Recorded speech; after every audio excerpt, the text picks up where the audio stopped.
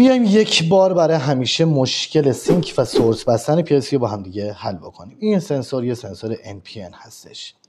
تو حالت NPN که از این ور ما سویچ رو میگیریم، حالت منفی یعنی پایه منفی ما سویچ میکنه. تو این حالت مثبت تغذیه رو میایم وصل میکنیم به پایه مشترک دیجیتال اینپوت PLC و از این طرف منفی رو وصل میکنیم به دیجیتال اینپوتمون، یعنی پایه XF مثلا. تو این حالت میگیم دیجیتال اینپوت PLC به حالت سورس بسته شده.